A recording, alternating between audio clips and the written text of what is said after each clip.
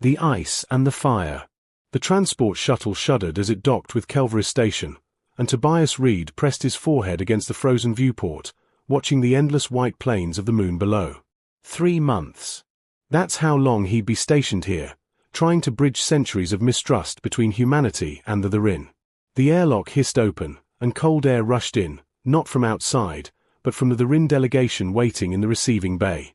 At the center stood a figure that made Tobias's carefully prepared greeting die in his throat. She was tall, her dark blue skin striking against the silver armor that covered her from neck to boots. The armor itself seemed alive, etched with flowing patterns that caught the harsh station lights.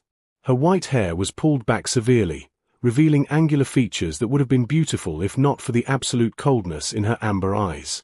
Dr. Reed. Her voice carried no warmth, just crisp formality.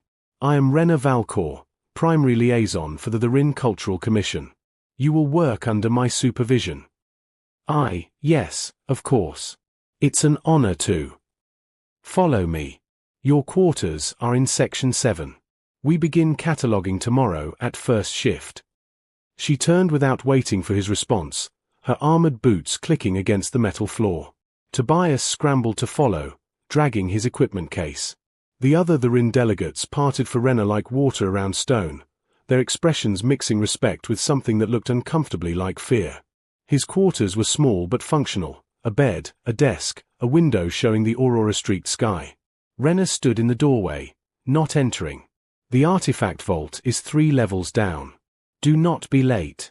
Do not touch anything without permission. Do not, she paused, her eyes scanning him with what felt like disappointment. Do not expect this assignment to be pleasant, Dr. Reed. We do this because our governments demand it, not because either of us wishes it. I understand.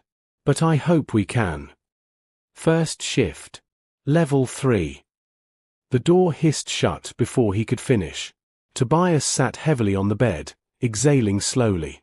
He'd studied the Rin culture for 5 years, read every available text about their warrior traditions, their complex social hierarchies, their painful history with humanity. But nothing had prepared him for the reality of Rena Valcor, a woman who seemed carved from the same ice that covered this moon. His communicator chirped. A message from the station commander. Good luck with Valcor. Nobody's lasted more than a week working with her. Try not to take it personally. Wonderful. That night, Tobias couldn't sleep. He kept seeing those amber eyes, hard as gemstones, viewing him like a problem to be solved or endured. He pulled up his research files, scrolling through information about the Rin warriors. They were bred for combat, trained from childhood, their entire existence devoted to strength and duty. Personal connections were considered weaknesses. Emotions were vulnerabilities to be eliminated. And Rena Valcor, according to the files, was the best of them all. Undefeated in combat. Uncompromising in duty. Untouchable. He finally drifted off wondering if 3 months would be enough time to even make her smile, or if he'd spend the entire assignment working beside a beautiful statue of ice. A slip of the tongue. The artifact vault was colder than Tobias's quarters, and far more intimidating with Rena standing beside the main console like a sentinel. These tablets contain trade agreements from the first contact period, she said, her tone purely academic. Your task is to verify the human translations match our records. 3 days had passed in exactly this manner, stilted instructions, heavy silence, and Rena's constant vigilance as if she expected him to steal something. Tobias had tried small talk, questions about her culture, even comments about the station's recycled coffee. Nothing penetrated her armor. But he'd been studying. Late at night, he practiced the Rin phrases, learning the tonal complexities that could transform meanings entirely.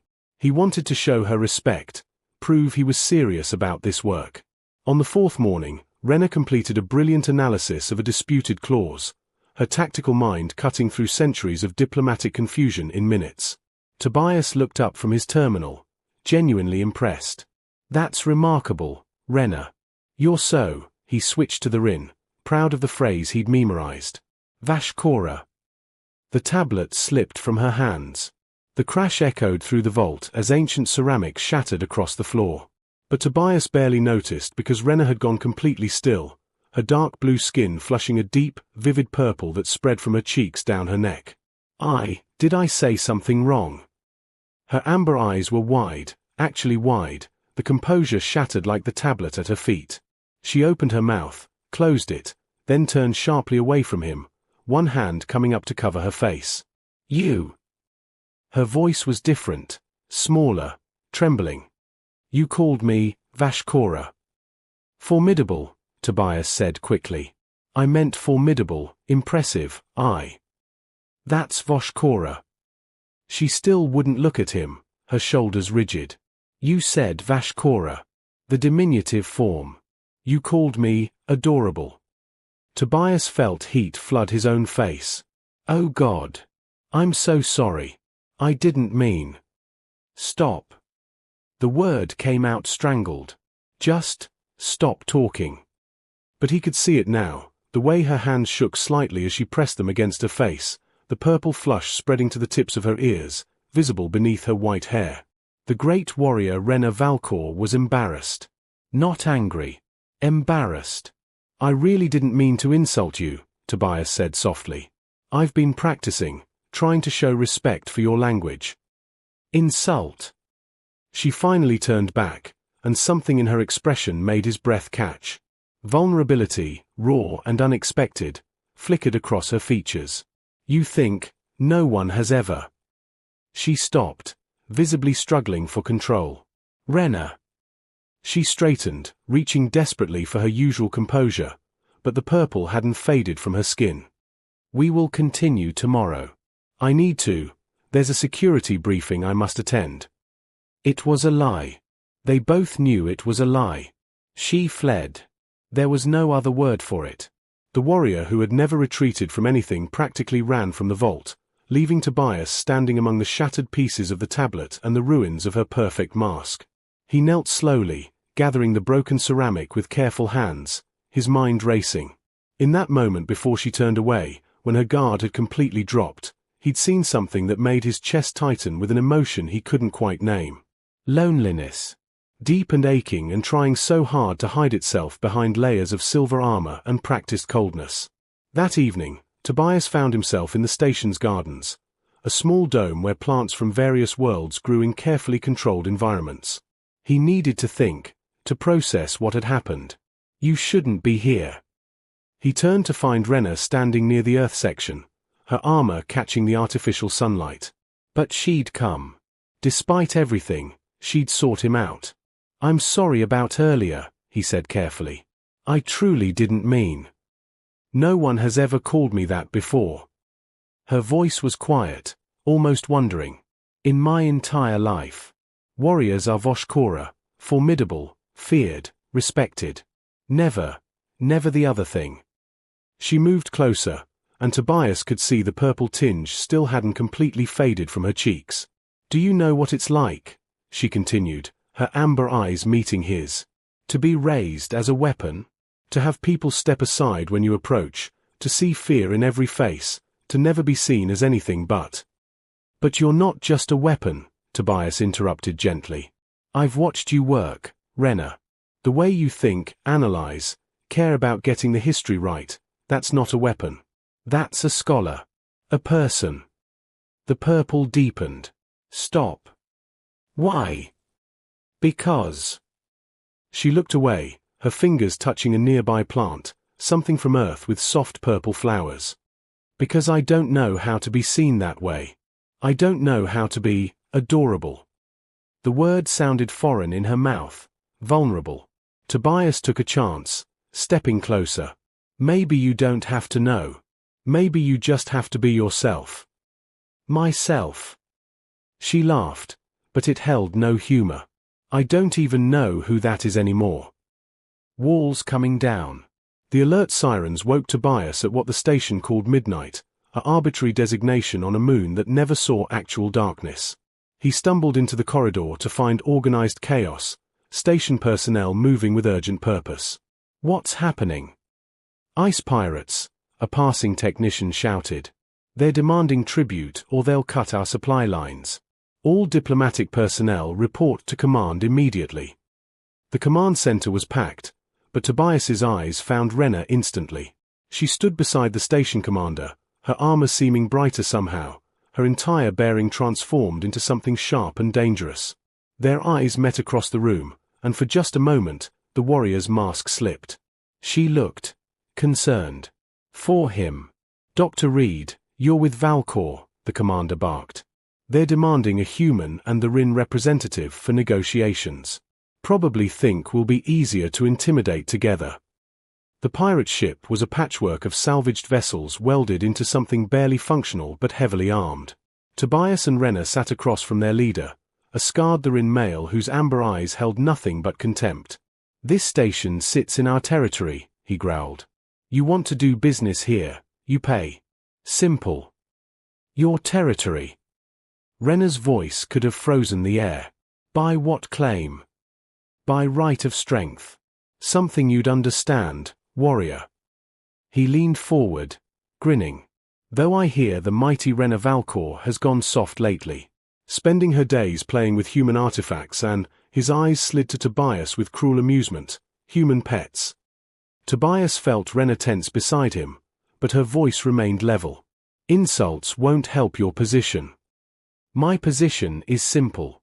10,000 credits or we start cutting ships from your supply chain. The pirate captain gestured to his crew, their weapons visible and ready. The negotiation went nowhere. Every offer was rejected, every compromise mocked. Tobias could see the tension building in Rena's shoulders, the way her jaw tightened each time the pirates dismissed her or made veiled threats. Finally, the captain stood. You have 12 hours. After that, we start shooting. Back on the station, Rena immediately began strategic planning, her mind working through defensive scenarios and tactical responses with brilliant efficiency. Tobias watched her transform fully into the warrior everyone feared, calculating, precise, terrifying in her competence. But when the command staff dismissed for the night, he found her still in the planning room, staring at holographic displays of ship positions. You should rest, he said softly. Can't. Her voice was tight. If I fail, people die. The alliance between our people weakens. Everything I've worked for. Rena. He moved closer, seeing the weight pressing down on her. You're not alone in this. She finally looked at him, and the vulnerability was back, cracking through her armor like ice under pressure. Aren't I? I've always been alone. It's what warriors are. It's what I'm supposed to be. What you're supposed to be, or what you've been told you have to be. The question seemed to strike something deep. Her composure wavered, and suddenly words were spilling out, words that sounded like they'd been locked away for years. Do you know why your mistake affected me so much? Her amber eyes shimmered with unshed emotion. Because for one moment, someone saw me as something other than a weapon. Something soft, gentle, worth caring about in a way that had nothing to do with my tactical value or my fighting skills. She turned away, her voice dropping to barely a whisper. I've spent my entire life being strong, being feared, being alone. And then you accidentally called me adorable, and it felt like maybe I didn't have to be those things forever. Tobias's heart hammered in his chest. He reached out carefully, his fingers brushing her armored shoulder. She didn't pull away. You don't, he said quietly. You don't have to be alone, Rena. Not with me. She turned back, and the distance between them felt charged with something electric. I don't know how to do this. How to be close to someone. How to let someone see me without the armor. Then we'll figure it out together. For a long moment, they stood there in the dim planning room, the galaxy's problems temporarily forgotten. Then Rena did something that shocked him. She reached up and removed her helmet, setting it aside. Her white hair fell loose around her shoulders, and without that final piece of armor, she looked younger, softer, breathtakingly beautiful. I'm terrified, she admitted. Not of the pirates. Of this. Of what I'm feeling. Tobias smiled gently. Me too. Her hand came up, fingers trembling slightly as they touched his cheek, an uncertain gesture from someone who'd only ever used her hands for fighting. Stay with me tonight? Just stay. Help me plan. Talk to me. I don't want to be alone. I'm not going anywhere. They worked through the night, but it was different now. She asked his opinion, listened to his ideas, let him see the brilliant tactical mind working through scenarios. And between the planning, there were moments, her shoulder brushing his, their hands touching over the holographic controls, her rare smile when he made a particularly insightful suggestion. As dawn broke over Calvary Station, they had a plan. But more than that, they had something neither expected to find in this frozen outpost: connection, understanding, and the beginning of something that felt dangerously like hope. Renna stood by the viewport, watching the auroras fade with the rising sun. Tobias joined her, and without thinking, she leaned slightly against him, allowing herself one moment of vulnerability before they faced whatever came next. "Thank you," she whispered. "For what?" "For seeing me. The real me. Not the warrior, not the weapon. Just me." Warmth in the cold. The pirate crisis ended not with violence but with cleverness. Renna's tactical brilliance combined with Tobias's understanding of trade economics created a counteroffer the pirates couldn't refuse. A legitimate salvage contract, legal profits, and a partnership that turned enemies into reluctant allies. The station celebrated, but Tobias only cared about the way Renna's eyes found his across the crowded reception hall, the smallest smile tugging at her lips before she looked away, that telltale purple flush creeping into her cheeks. 3 weeks passed, and everything changed. Their work in the artifact vault became the highlight of Tobias's days. Renna still wore her armor, still maintained her professional demeanor around others, but when they were alone, pieces of her guard came down like snow melting under spring sun. "You're doing it wrong," she said one afternoon, watching him attempt to calibrate the preservation field around an ancient text. "Then show me." She moved behind him, her armored form close enough that he could feel the warmth radiating through the silver plating. Her hands covered his, guiding his movements with surprising gentleness. "Like this. Slowly. The energy field responds to intention as much as technique." Tobias barely heard the words. He was too aware of her presence, the soft sound of her breathing, the faint scent of something like frost and starlight that clung to her. "Tobias." Her voice held a question. He turned, and suddenly they were face to face, so close he could see the flecks of gold in her amber eyes. Neither moved away. "I think about you," she said quietly, the admission clearly costing her. "When you're not here. When I'm supposed to be focused on other things. I think about the way you see the universe, the way you laugh at your own mistakes, the way you never look at me like I'm something to fear." "Renna." "I don't know what I'm doing," she continued, words tumbling out in a rush. "I was never taught how to feel this way about someone. The Rin way would be to ignore it, to bury it under duty and discipline. But I can't. I tried, and I can't." Tobias reached up slowly, giving her every chance to pull away, and touched her cheek. Her skin was warm, impossibly soft beneath his palm. "What if you stopped trying to bury it? What if you just felt it?"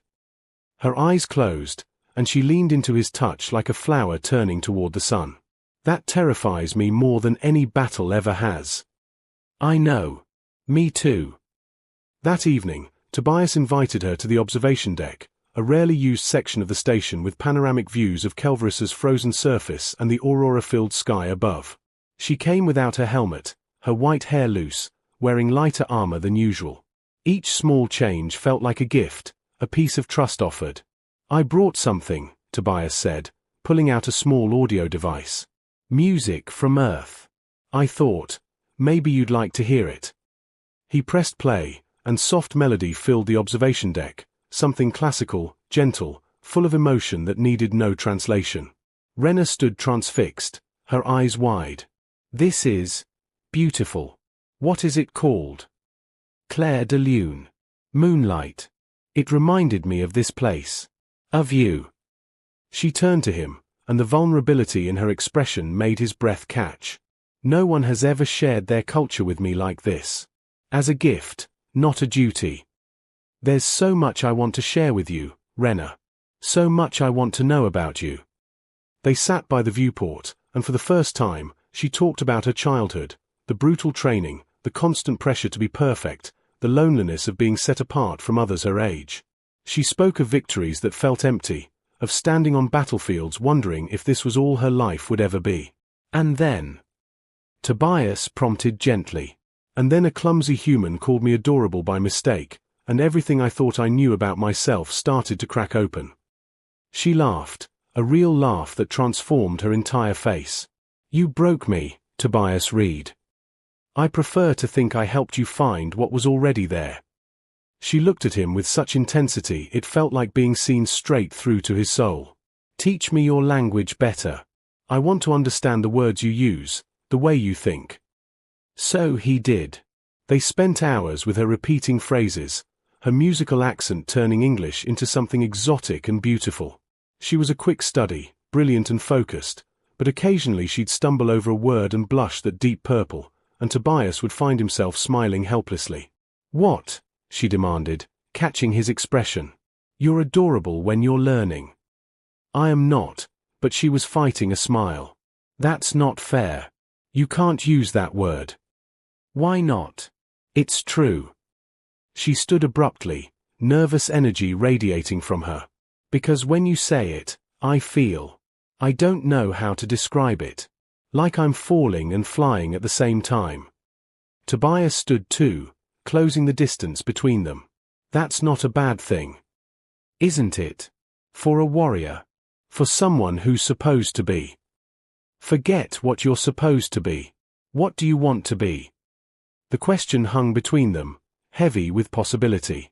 Renna reached out, her fingers tracing the line of his jaw with reverent uncertainty. I want to be someone who can feel this without fear, she whispered. Someone who can be strong and soft at the same time. Someone who can be close to you without worrying about what others will think or whether I'm betraying everything I was raised to be. You can be all of that. You already are. She closed the remaining distance, her forehead resting against his. They stood like that, breathing together, the aurora lights dancing across their faces in waves of green and blue. I've never done this before, she admitted. Been this close to someone. Wanted someone the way I want you. Tobias's hands found her waist, feeling the warmth of her through the armor. We'll figure it out together. No pressure. No expectations. Just us. Just us, she repeated, like a prayer. When their lips finally met, it was gentle, tentative, a question and an answer all at once. She made a small sound of surprise and wonder, her hands coming up to grip his shoulders as if he might disappear. The kiss deepened slowly, carefully, both of them learning this new language together. When they finally pulled apart, Renna was trembling, her amber eyes bright with unshed tears. I never knew, she breathed. I never knew it could feel like this. Like coming home to a place you've never been. Tobias pulled her close, holding her as the auroras painted the sky in impossible colors, as the frozen moon spun through space, as two people from different worlds found warmth in each other against the endless cold. Later, curled together on the observation deck seating, Renna's head resting on his chest, she spoke again. My assignment here ends in 2 months. Then I'm supposed to return to the Rin homeworld, resume my duties as a warrior. The words fell like stones into still water, and Tobias felt his heart clench. And I don't want to go. Not without you. Not back to being alone. She tilted her head to look at him. Is that selfish? Weak? It's human. Well, the emotion is. The wanting to be with someone who matters to you. You matter to me, she said fiercely. More than I knew was possible. You matter to me too, Renna. More than anything. They held each other as the station's artificial night deepened around them, both knowing that decisions would have to be made, that the universe wouldn't pause just because they'd found something precious in this frozen corner of space. But for now, they had this moment, this warmth, this perfect understanding that sometimes the bravest thing a warrior can do is open her heart. 2 hearts, 1 future. Tobias's final week at Kelveris Station arrived too quickly, marked by a countdown he tried desperately to ignore. His assignment was ending. Earth wanted him back to compile his research, to brief the next wave of cultural ambassadors. Renna became quieter, more withdrawn, the armor going back up in subtle ways. She still met him in the vault, still worked beside him, but something had shifted, a wall rebuilding itself brick by careful brick. "Talk to me," Tobias said on his second-to-last day, unable to bear the distance anymore. "About what?" But she wouldn't meet his eyes. "About what happens next. About us." She was silent for so long he thought she might not answer. "Then, there is no us after you leave. You know that. I have my duties. You have yours. We both knew this was temporary." The words cut deeper than any weapon. "It doesn't have to be. Doesn't it?" She finally looked at him, and her eyes were bright with pain. "I'm a Therin warrior. You're a human scholar. Our lives exist in different parts of the galaxy. What future could we possibly have? Any future we choose to build. It's not that simple." "Why not? Why can't it be that simple?" Tobias moved closer, frustration and desperation mixing in his voice. "I love you, Renna. I love your brilliant mind, your hidden softness, the way you laugh when you think no one's watching. I love how brave you are, how you're learning to let yourself feel things even though it terrifies you. I don't want to lose that. I don't want to lose you." She froze, her entire body going rigid. "You, what?" "I love you," he repeated, gentler this time. "I think I have since the moment you dropped that tablet and showed me the real person behind the armor." Tears spilled down her cheeks, the first he'd ever seen from her. You can't love me. I'm not. I don't know how to." "You don't have to know. You just have to feel. Do you?" "Yes," she whispered, the word torn from somewhere deep. "Yes, I love you. So much it feels like it's breaking me apart. But love isn't enough, Tobias. The Therin Council won't allow a warrior to abandon her post. Earth won't let you stay here indefinitely. We're from different worlds in every possible way. Then we find a third option." She laughed bitterly. "What third option? There isn't. There's always another option. We just have to be brave enough to take it." That night, unable to sleep, Tobias found himself in the station's garden dome, the place where everything had started to change between them. The earth flowers bloomed under artificial sunlight, and he touched their petals, thinking about home, about the choice he was facing. "I thought I'd find you here." He turned to find Renna standing at the entrance, but something was different. She wasn't wearing her armor. Instead, she wore a simple Therin tunic, dark blue like her skin, her white hair unbound and falling past her shoulders. He'd never seen her like this, vulnerable, unprotected, utterly beautiful. "Renna." She walked toward him slowly, her hands trembling at her sides. "I've been thinking about what you said. About choosing our future. And I realized something." "What?" "I've spent my entire life being what others expected me to be. The perfect warrior. The obedient soldier. The weapon without feelings or desires of her own." She stopped in front of him, reaching out to take his hands in hers. "But when I'm with you, I'm just me. Renna. Not Valkor the warrior, not the Therin Council's asset. Just a woman who fell in love with a man who sees her for who she really is." Tobias's heart hammered in his chest. "What are you saying?" "I'm saying I went to the council this morning. I resigned my commission." The words didn't immediately make sense. "You, what?" "I resigned. After this assignment, I'm free. No more mandatory postings, no more living as a weapon." Her amber eyes searched his face anxiously. "I know it's crazy. I know I should have discussed it with you first. But I realized that whether you stay or go, I can't go back to that life. You've shown me there's another way to exist, and I can't unsee that. Renna, that's incredible, but I can't let you give up everything for—" "I'm not giving it up for you," she interrupted firmly. "I'm choosing it for myself. For the first time in my life, I'm making a choice based on what I want, not what I'm ordered to do." Then, softer, "But I would very much like it if you were part of that future I'm choosing." Tobias pulled her close, pressing his forehead to hers. "I contacted Earth this morning.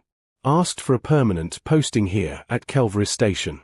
There's enough work for a lifetime studying the inhuman cultural exchange, especially if I have a partner who knows both worlds. She pulled back to stare at him in wonder. You did that before knowing what I'd decide. I did it because a life without you isn't a life I want anymore. The kiss they shared then was different from their first, not tentative or exploring, but sure and deep and full of promise. Rena's arms wrapped around him, holding tight, and when they finally separated, both were breathless. So what now? She asked, a smile playing at her lips, that rare, precious smile he'd worked so hard to earn. Now we build something new. Together. A life that belongs to both of us, that fits who we actually are instead of who we're supposed to be. She laughed, the sound pure and joyful. The great Rena Valcor, retired warrior, living a quiet life on a trading station with a human scholar. The council is probably appalled. Good. Let them be appalled. They walked through the garden hand in hand, talking about the future, about the small apartment they could share, about the research they could do together, about building a life where strength and softness weren't opposites but complementary pieces of the same whole. As they reached the earth section, Rena stopped beside the purple flowers she'd touched all those weeks ago. What are these called? She asked. Violets. They're tough little things, survive almost anywhere if you give them a chance. She picked one carefully, tucking it into her white hair. Like us, then. Surviving in an unlikely place, blooming despite the odds. Tobias cupped her face in his hands, marveling at how far they'd come from that first frozen meeting. I called you adorable by accident. Best mistake I ever made. The purple blush spread across her cheeks, his favorite color in the entire galaxy. I'm still not adorable. You absolutely are. Formidable, she insisted, but she was grinning now. Adorably formidable. She kissed him again, laughing against his lips, and the sound echoed through the garden dome like a promise, that two people from different worlds could choose each other, could build something beautiful and real and lasting. Outside, the auroras danced across Kelveris's sky in ribbons of impossible color. Inside, surrounded by flowers from earth and plants from a dozen different worlds, a warrior who'd learned to set down her armor and a scholar who'd learned to see past it stood together, facing a future they'd chosen for themselves. No longer alone. No longer afraid. Just two hearts, beating as one, warming each other against the cold of space. The end.